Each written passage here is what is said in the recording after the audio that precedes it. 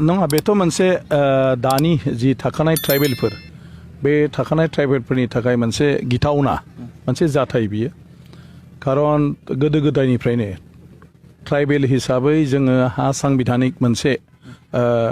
रैखा कबच दंबयो संबिधानाव आरो बे हिसाबै जों माखासे माने एखुथायै माखासे सुजुग सुबिदा जोङो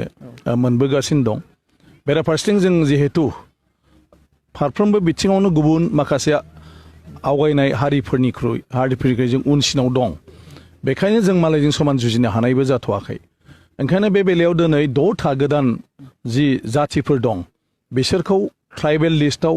सोनो थांनाया बे थाखानाय ट्राइबेलफोरनि थाखाय मोनसे माने हठात करि शक जानाय मोनसे जाथाय बेखौ जाथाय जानाया स्वाभाबिक आरो बिनि थाखाय जिखिनि दा माने सोमावसारनायनि हाबाफारि लादों आं सानो बे मोनसे राइट डाइरेक्सन जों सोमावसारोबा जों बुङोब्ला होमबासो सरकारा बुजिगोन जे जों मानो गाबख्रावदों ओंखायनो बे हिसाबै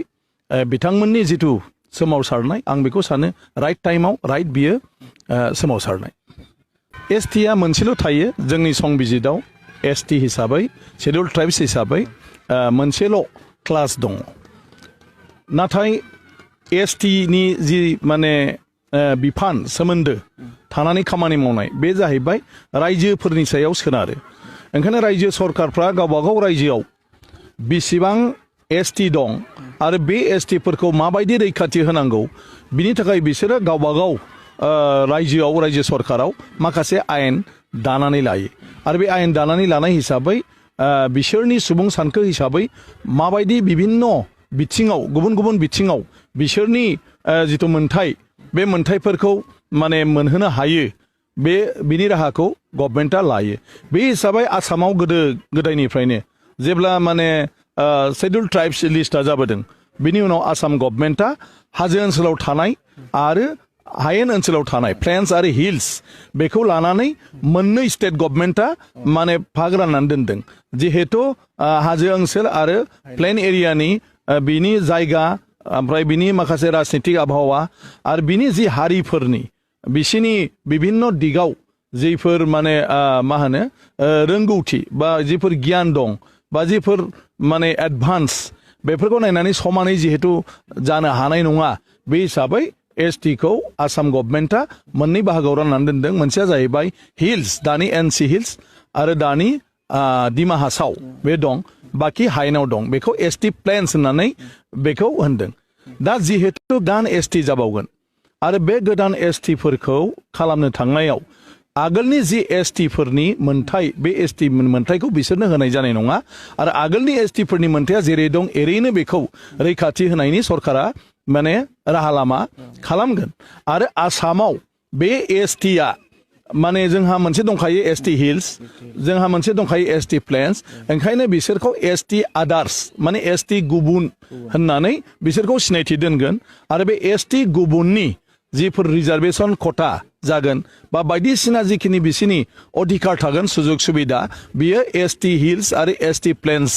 जों एखे जानाय नङा बिसिना आलदायै जागोन आरो बिसिनि बेफोर खथाखौ दानि जिथु अबिसि हिसाबै रिजार्भेसन दं बिनिफ्राय लाबोनाय जागोन आरो माखौबा बबेबा बिथिङाव गोनां जायोबा जेनेरेलनिफ्रायनो बिसोरनो बे खथाखौ होनाय जागोन होननानै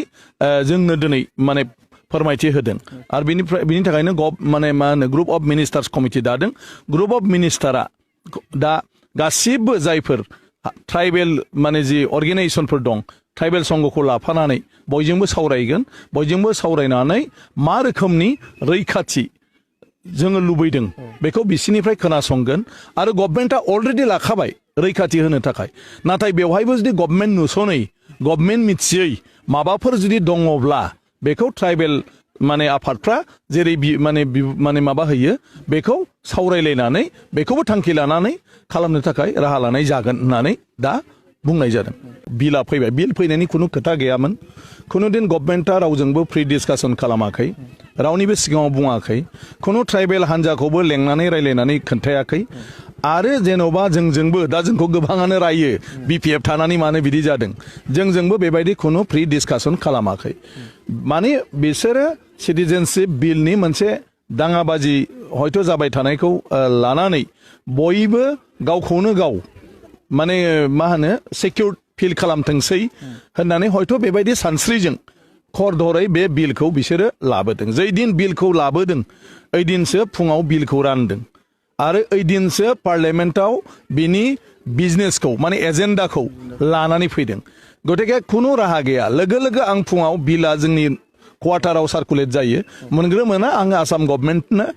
फाथायहरदों जोंनि मन्थ्रिनिबो आं फाथायहरदों जे बियो गाज्रि जागोन बेखौ इमिडियेटनो रायलायनानै जोङो थिग खालामनांगौ आङो हिमन्त बिश्व शर्मा मानगोनां बिथांनोबो हरदों लोगो लोगो सीएमनो ओमफ्राय बिजब रायलायदों रायलायनानै बेथ' माने बिराद गाज्रि जागोन जेरैखि जाया बिनि सायाव मोनसे बेबस्था लानांगौ अब्ला बिनि उनाव बिथांमोना खोथा होदोंमोन जे जों जेरैखि जाया रायलायनानै बोरै हायो बेखौ जोङो थिग खालामसै बिदि ओमफ्राय नोंबो माने सेन्ट्रेलाव नोङो दा लोगो हमदो रायलायदो बिनि उनाव आङो जुवेलराम ट्राइबेल एफेयार्स मिनिस्टारजों रायलायबाय बिनि उनाव आं हम मिनिस्टार राजनाथ सिंहजों रायलायबाय रायलायनायनि उनाव बियो मोनसे बिराद गिख्रंथाव मोनसे जाथाय जागोन आरो ट्राइबेल माहारिफ्रा बेखौ गोरलैयै लानो हानाय नङा आरो भबिष्यतआवबो बे जुदि एनसियर जाखायाब्ला बे जोंनि ट्राइबेल माहारिनि थाखाय बिराद खथि जागोन ओंखायनो जिखुनु मोनसे राहा बेवहाय लानांगौ अब्ला बिथांमोना आंखौ बुंदोंमोन जे दिनैहाय बिला जेबो जाया जास्ट इन्ट्रडाक्सन खालामनानै दोनगोन गतिके ट्राइबेलफोरनि प्रटेक्सनखौ जेरैखि जाया दा जेरै दं बिदिनो लाखिनाय जागोन आरो बिनि थाखाय नोंथांमोना जेरै एडभाइस होयो आसाम गभर्नमेन्टनिफ्राय आरो ट्राइबेल आफादफोरनिफ्राय बेखौनो जोङो होगोन माने खालामनानै होगोन गतिके नोंसोर बेखौ मोजाङै रायलायनानै लाबोदो बेखालि बेखौ सुबुरुन होयो अब्ला आङो माखासे बाथ्राफोरखौ बेखालि बुंबाय जे जयै सावरायनांगौ बिनि उनाव चिफ मिनिस्टार गासिबो रायलायबाय रायलायनायाव आं बुंबाय जे खेबसे सेन्ट्रेल गभर्नमेन्टनि प्रेजेन्सआव माब्रै जामारगोन बेखौ रायलायनानै एनसियर जानांगौ जाहाथे जों मानसिफोरखौ बुंनो हायो खिन्थानो हायो आरो बे मथे जाहाथे जों खामानि मावनो हायो नङाबा आसाम गभर्नमेन्टआ बुंगोन जों दं सेन्ट्रेला बुंगोन जों मोनथिया सेन्ट्रेला बुंगोन जों दं बिनि उनाव बुंगोन स्टेटआ ओरै खालामदों जों मोनथिया बेबायदि जानो हाया ओंखायनो जोङो जयै रायलायनानै थिग खालामनांगौ बे हिसाबैनो हम मिनिस्टारजों बे सावरायनाया जादोंमोन जेराव जोंनि मानगोनां हाग्रामा महिलारि बिथां दं जेराव चन्दन ब्रह्म मानगोनां बिथां दं हिमन्त बिश्व शर्मा बिथां दं आरो आसामनि चिफ मिनिस्टार सर्बानन्द सनवाल मानगोनां बिथां दं आरो राजनाथ सिंह बिथां दं आरो आं दंमोन आरो बेवहायनो रायलायनानै बे सिद्धान्तआ बे थांखिया जादों जे ग्रुप अफ मिनिस्टारा गासैखौबो कनसाल्ट खालामनानै ट्राइबेल आफादफोरजों माने ट्राइबेलफोरनि प्रटेक्सनखौ फार्स्ट बोरैहाय बा बेनो बे थागोन रिजार्भेसन खथा टथा बेयाव गोबाङा संखा जादों मोनसे खोथा जों रायलायनायाव क्लियार जाबाय डिसिसना खुनु ट्राइबेलनि दानि खथानिफ्राय बिसोरनो खथा होनाय जानाय नङा बिटिसिआवबो जोङो जि 30टा ट्राइबेल रिजार्भ सिट दं बिनिफ्राय बिसोरनो होनाय जानाय नङा जि बाखि थानाय 10टा बे 10टिनिफ्रायसो बिसोरना जायोबा जागोन जानाय जायैयाथ' दासिम सफैथ'वाखै बिसोरना पलिटिकेलसिम होगोन ना मासिम होगोन खिन्थु बिटिसिनि बेलायाव बे खोथाखौ एनसियर होबाय जे बिटिसिआवबो जेबो जाया एक्जिस्टिं ट्राइबेलनि जिखिनि दं बे थानायनि उनाव जि जेनेरेल दं बिनिफ्रायसो बिसोरनो जागोन बेबायदि माखासे बाथ्राफोरखौ रायलायनाय जादों आरो बे ग्रुप अफ मिनिस्टारानो थिग खालामगोन अबिसिनिफ्राय बेसेबां दाननानै लाबोयो बबेखौ मा खालामो आरो बेखौ बिथांमोनजोंबो रायलायनानै थिग खालामगोन होननानै बुंनाय जादों ओंखायनो आं सानो आरो ग्रुप अफ मिनिस्टारनि खाथियाव जोंनि ट्राइबेल आफादफ्रा जोंनि जिथु साननाय हनाय गिनाय जों लुबैनाय बेखौ जुदि मोजाङै जों लाखिनो हायोब्ला बे मथेनो जोङो जोंनि ट्राइबेलफोरनि थाखाय भबिष्यतनि थाखाय माखासे माने आयेनगत बेबस्थाखौ जोङो लाखिनानै खालामनानै दोननो हागोन जुदि पार्लियामेन्टआव इन्ट्रडाक्सन जाबाय टेबोल जाबाय बे बिलखौ जिखुनु समावनो डिसकासन खालामगोन आरो डिसकासनाव जुदि बयबो सापर्ट खालामोबानो बिला पास जागोन आरो जेनेरेलि गभर्नमेन्टआ जुदि बिलखौ लाबोयो गभर्नमेन्टआ मेजरिटि थायो ओंखायनो गभर्नमेन्टआ इच्छा खालामोब्ला जिखुनु बिलखौ पास खालामनो हायो दा ओंखायनो आं होनदों दे CCTOA नङा होमबा बियो दिनै जि आन्दलन खालामबाय थादों दासिम जिहेतु बिसोरो फर्मेलि जेबो मोनाखै आरो जिहेतु बिसोरबो दा फर्मेलि गभर्नमेन्टनो बिनि सायाव जेबो साबमिट खालामथ'वाखै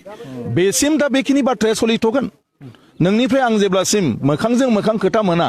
आं बुंनायजों नों मानो गोजोननो ओंखायनो आं सानो रायलायोबा निस्सय माबा मोनसे माबायाव फैगोन मा होनो डिसिसनाव फैगोन दा आं बुंदों एज ए जों पार्लियामेन्टारियान हिसाबै जोंहा दायित्व दं बेखिनिखौ आं मावबाय जे माबोरै हायो गभर्नमेन्टखौ बिल फैनाय लोगो लोगो बुंनानै जिखिनि राहा खालामनांगौ मिटिं सिटिं एरेन्जमेन्ट खालामनानै बेसिम फैबाय बिनि उनाव सिस्टेमनि गेजेरजों बोरैहाय ट्राइबेलखौ प्रटेक्सन खालामनांगौ बेखौ दा ग्रुप अफ मिनिस्टारनि गेजेरजों बयजोंबो सावरायनानै थिक खालामनानै केबिनेट डिसिसन लानानै बेखौ हरगोन सेन्ट्रेल गभर्नमेन्टआ बे मथेनो खालामगोन होननानै खोथा होदों आंनि माबाया लेभेला दा बेखौ आं मावबाय जोंनि जिथु CCTOA बा अन्यान्य जिथु ट्राइबेल संगठन बिसिना जाहैबाय ट्राइबेलनि प्रटेक्शना दि जामारगोन गेरेन्टिया बबाव दं बिलाव जुदि नायो बेयाव सेन्टेन्स मोनसेबो गैया तो डेफिनेटलि CCTOA बेखौ मानिनो हाया दिनैनि तारिखाव खिन्थु दा ग्रुप अफ मिनिस्टारा जुदि बिसोरखौ लेंनानै रायलायो ग्रुप अफ मिनिस्टारा जुदि बिसोरनि प्रब्लेमखौ खोनासङो ग्रुप अफ मिनिस्टारा जुदि बिसोर गोजोननो हानाय रोखोमनि माखासे माबाखौ जुदि बुजायनानै दिन्थिनो हायो अब्ला मोनसे माने बुजा फरायाव बा सलिउसनाव हयथ' फैनो हागौ फैया नङा गासिबनिबो मोनसे राहा दङ खिन्थु आं ट्राइबेल माबा हिसाबै आं बुंनायनि बाथ्राया जाहैबाय बे बिलखौ जोङो दा हमथानो हानाय लामायाव गैया बिला पास जायो जाया बेलेग बेयाव बहुत पार्ट दंबावो अल इन्डियानि एमपिफ्रा माबायदि लागोन दस्रा ट्राइबेलफ्रा माबायदि लागोन दस्रा स्टेटआ माबायदि लागोन खारन बेवहाय सेन्ट्रेल रिजार्भेसनाव माखासे समस्या फैगोन UPSC नि रिजार्भेसन खथा सेन्ट्रेल साख्रिनि रिजार्भेसन खथा नोंनि NIT नि रिजार्भेसन खथा NIT सेन्ट्रेल इउनिभार्सिटि बे गासिबोआवबो जिखिनि माने रिजार्भेसन दं बे रिजार्भेसनाव बियो एफेक्ट जागोन गतिके बे एफेक्ट जागोन हिसाबै अल इन्डिया लेभेलावनो बे मोनसे सिरियास इस्यु दा बे पार्टिं आं थांथ'वाखै बेथ' बे सेकेन्ड पर्याय पार्लियामेन्टआव बियो जाहैगोन खिन्थु खोथाया जाहैबाय जिहेतु बिला इन्ट्रडाक्सन जाबाय जोंथ' बेराखौ दुमनानै दोननांगोन जाहाथे जोंनाव बे धाक्काया फैया जों दा बिनि थाखाय मावगासिनो दं दा जेखौ खालामनो नागिरदों जे बे बिला जुदि 25-30 बोसोर उनावबो फैयोब्लाबो बे जाहाथे मोनसे क्लियार काट थायो जेराव ट्राइबेलफ्रा खुनु खति जानो मोना बिनि थाखायसो दा बे मुभ खिन्थु बिलखौ हमथानो हानाय मानो हानायनि खुनु राहा लामा दा गैथ'वा खारन बे बिला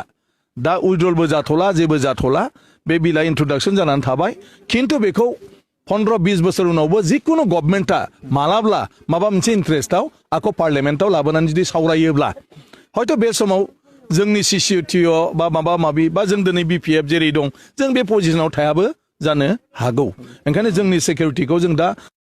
ओंखायनो आं बुंदों बिसिनि मुभमेन्टखौ आङो जेबो बुंनो थाङा आरो आं होनदों राइट समाव बे मोनसे राइट डिसिसन राइट मुभ खिन्थु रायलायनायनि गेजेरजोंसो जिहेतु सलिउसना दं आरो मोनसेया जाहैबाय जोंहाबो सोरखौबा रायनायावनो जोंना जोबनाय नङा जों बोरै गावखौ सिकिउर खालामनानै लानो